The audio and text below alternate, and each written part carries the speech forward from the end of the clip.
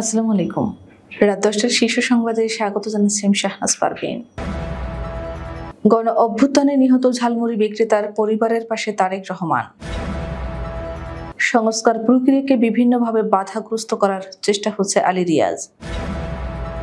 ৩ April সহ এবার ঈদে টানা ৯ দিন সরকারি ছুটি। পাবনায় বাস অটোরিকশা সংঘর্ষে নিহত ৫। সূচনা ফাউন্ডেশনের ৩৩ কোটি আত্মসাৎ, পুতুল ও নজরুলের বিরুদ্ধে মামলা। যুগ্ম সচিব পদে ১৯৬ কর্মকর্তার পদোন্নতি। সাবেক স্বরাষ্ট্রমন্ত্রী আসাদুজ্জামানের জনসংযোগ কর্মকর্তা পুলিশ হেফাজতে। প্রতিদিন রেমিটেন্স আসছে $১২ কোটি। মনোনয়ন বাণিজ্যের অভিযোগে জিএম কাদেরের বিরুদ্ধে দুদকের অনুসন্ধান শুরু। ইতালি পাঠানোর কথা বলে ৪৬ লাখ টাকা নেওয়ার পর চলে নির্যাতন, অবশেষে মৃত্যু। স্ত্রী ছেলে সহ রণজিতের ৭৯ বিঘা জমি জব্দ, ১৩৭ ব্যাংকে হিসাব অবরুদ্ধ। ধেয়ে আসছে কালবৈশাখী ঝড়, অনেক প্রাণহানির আশঙ্কা।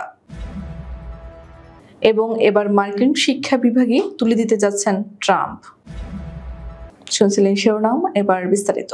জুলাই আগস্টে ছাত্র জনতার গণ অভ্যুত্থানে নিহত জসিম উদ্দিন নামে এক ঝালমুড়ি বিক্রেতার পরিবারের কাছে বিএনপির ভারপ্রাপ্ত চেয়ারম্যান ও জিয়াউর রহমান ফাউন্ডেশনের সভাপতি তারেক রহমানের পক্ষ থেকে ঈদ উপহার পাঠানো হয়েছে।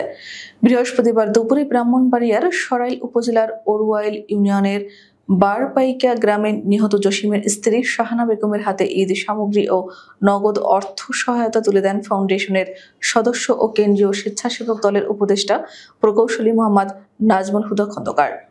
বিভিন্নভাবে সংস্কার প্রক্রিয়াকে বাধাগ্রস্ত করার চেষ্টা হচ্ছে বলে মন্তব্য করেছেন জাতীয় ঐক্যমত্য কমিশনের সহসভাপতি আলী রিয়াজ। তিনি বলেছেন, সংস্কার প্রক্রিয়াকে বাধাগ্রস্ত করার চেষ্টা বাইরে থেকে হচ্ছে, ভেতর থেকে হচ্ছে। রাষ্ট্র সংস্কারে রাজনৈতিক ঐক্যমত্য ও নাগরিক ভাবনা শীর্ষক গোলটেবিল বৈঠকে অংশ নিয়ে আলী রিয়াজ একথা বলেন। রাজধানীর শিরডাব মিলনায়তনে আজ বৃহস্পতিবার এই বৈঠকের আয়োজন করে সুশাসনের জন্য নাগরিক। পবিত্র ঈদ উল ফিতরে এবার সরকারি কর্মকর্তা কর্মচারীদের জন্য ঘোষিত লম্বা ছুটি আরো লম্বা হলো। ঈদ উপলক্ষে আগেই ৫ দিন টানা ছুটি ঘোষণা করেছিল সরকার, সেখানে এখন নির্বাহী আদেশে আরো ১ দিন ছুটি ঘোষণা করা হয়েছে। আজ বৃহস্পতিবার উপদেষ্টা পরিষদের বৈঠকে ৩ এপ্রিলও ছুটি দেওয়ার সিদ্ধান্ত হয়েছে। এর ফলে এবার ২৮ মার্চ থেকে আগামী ৫ এপ্রিল পর্যন্ত টানা ৯ দিন ছুটি পাচ্ছেন সরকারি কর্মকর্তা কর্মচারীরা। আজ উপদেষ্টা পরিষদের বৈঠক সূত্রে ৩ এপ্রিলও ছুটি দেওয়ার বিষয়টি নিশ্চিত হওয়া গেছে। পাবনার ঈশ্বরদীতে যাত্রীবাহী বাস ও সিএনজি চালিত অটোরিকশার মুখোমুখি সংঘর্ষে শিশুসহ ৫ জন নিহত হওয়ার খবর পাওয়া গেছে। এ ঘটনায় আরো ২ জনকে গুরুতর আহত অবস্থায় হাসপাতালে ভর্তি করা হয়েছে। বৃহস্পতিবার বিকেল ৫টার দিকে মুলাডুলি ইউনিয়নের বহরপুর এলাকার মল্লিক অ্যাগ্রো ফুড প্রোডাক্টসের সামনে এ দুর্ঘটনা ঘটে। তাৎক্ষণিকভাবে হতাহতের নাম পরিচয় জানা যায়নি। ঈশ্বরদী থানা পুলিশের ভারপ্রাপ্ত কর্মকর্তা শহীদুল ইসলাম গণমাধ্যমকে বিষয়টি নিশ্চিত করেছেন। বাংলাদেশ অ্যাসোসিয়েশন অব ব্যাংকস ভুক্ত ব্যাংকের সিএসআর খাত থেকে সূচনা ফাউন্ডেশনের নামে ৩৩ কোটি টাকা সহায়তার নামে আত্মসাতের অভিযোগে সাবেক প্রধানমন্ত্রী শেখ হাসিনার কন্যা সাইমা ওয়াজেদ পুতুল ও এক্সিম ব্যাংকের সাবেক চেয়ারম্যান নজরুল ইসলাম মজুমদারের বিরুদ্ধে মামলা করেছে দুর্নীতি দমন কমিশন। বৃহস্পতিবার দুদকের ঢাকা সমন্বিত জেলা কার্যালয়ে সংস্থাটির উপপরিচালক তাহসিন মনোবিল হক বাদী হয়ে মামলা দুটি দায়ের করেন। সংস্থাটির উপপরিচালক মোহাম্মদ আক্তারুল ইসলাম এসব তথ্য জানান।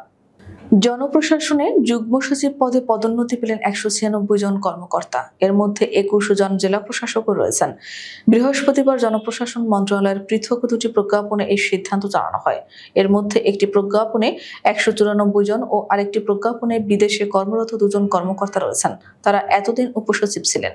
প্রজ্ঞাপনে বলা হয়েছে, পদোন্নতির আদেশে উল্লিখিত কর্মস্থল হতে কোনো কর্মকর্তার দপ্তর বা কর্মস্থল ইতিমধ্যে পরিবর্তন হলে কর্মরত দপ্তরের নাম ও ঠিকানা উল্লেখ করে তিনি যোগদানপত্র দাখিল করবেন।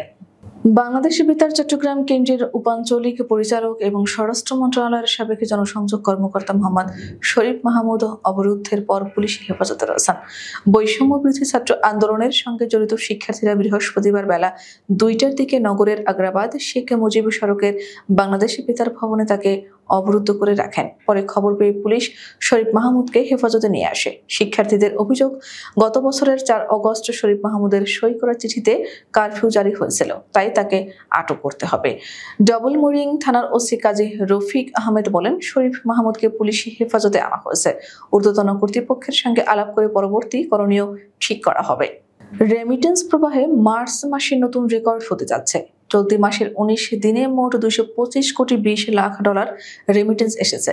বাংলাদেশি মুদ্রায় যার পরিমাণ 27,474 কোটি 40 লাখ টাকা। এই সময়ে প্রতিদিন গড়ে প্রায় 12 কোটি মার্কিন ডলার অর্থাৎ 11 কোটি 85 লাখ 26,315 মার্কিন ডলার রেমিটেন্স এসেছে, যা বাংলাদেশি টাকায় প্রায় 1,446 কোটি 21 লাখ 430 টাকা। বাংলাদেশ ব্যাংকের সর্বশেষ তথ্য অনুযায়ী রেমিটেন্স আসার এমন ধারা অব্যাহত থাকলে চলতি মাসে প্রবাসী আয়ের ক্ষেত্রে নতুন রেকর্ড হতে পারে।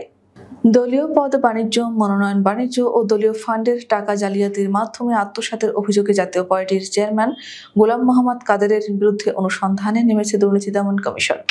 বৃহস্পতিবার দুদক মহাপরিচালক মোহাম্মদ আক্তার হোসেন বিষয়টি নিশ্চিত করেছেন। দুদকের গোপন অনুসন্ধানে জিএম কাদেরের বিরুদ্ধে আনা অভিযোগের প্রাথমিক প্রমাণ মিলেছে, তাই প্রকাশ্য অনুসন্ধানের মাধ্যমে আইনি ব্যবস্থা গ্রহণের জন্য কমিশন থেকে সিদ্ধান্ত গৃহীত হয়েছে বলে জানিয়েছেন দুদক মহাপরিচালক। মাদারীপুরের শিবচর উপজেলার যুবক সজীব সর্দারের স্বপ্ন ছিল ইউরোপের দেশ ইতালি যাওয়ার। পরিবারও তার সেই স্বপ্ন পূরণের জন্য যা কিছু ছিল প্রায় সবই বিক্রি করে দিয়েছেন। পরিবারটির আশা ছিল ছেলে ইতালি পৌঁছে রোজগার করে একদিন সব ঠিক করে ফেলবেন, কিন্তু লিবিয়ায় মাফিয়াদের হাতে জিম্মি হওয়ার পর দালালের নির্মম নির্যাতনে মৃত্যু হয়েছে সজীবের। নিহত ব্যক্তির স্বজন ও স্থানীয় সূত্রে জানা গেছে, 6 মাস আগে স্থানীয় এক দালাল সজীবকে ইতালি পাঠানোর স্বপ্ন দেখান।